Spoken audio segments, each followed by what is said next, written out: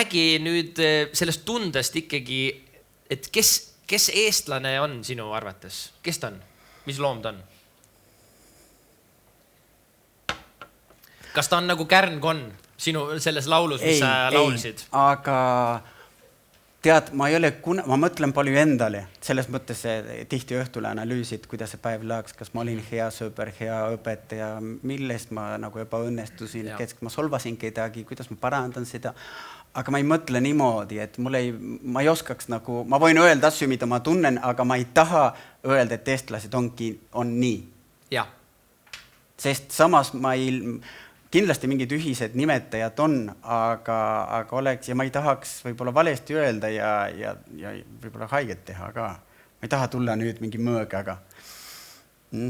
No aga okei, ma saan aru, et üldistada ei ole nagu ilus, aga tegelikult ju mingeid me saame ju mingeid ma ütleksin ka natuke, et natuke edvistada, et ma olen lugenud Eesti kirjandust. Ahah, okei. Et Andres Vargamäe tegi palju tööd, nägi palju vaeva.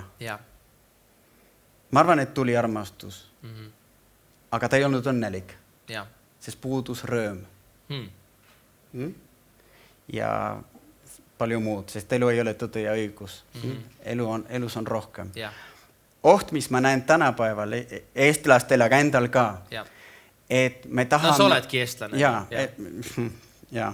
Kahjuks ma unustan mõnikord, et ma ei ole, et peaks nagu mõtlema, muidu ma teen teistele liiga. Aga tänapäeval tahame hullult tunda seda rõõmu ja seda armastust, aga me kardame seda vaeva.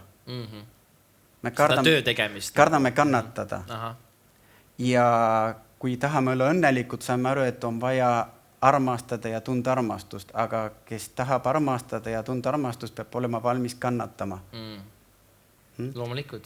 Ja kui põgeneme kannatusest, mida natuke tajun, siis jääme kogemata seda õnne.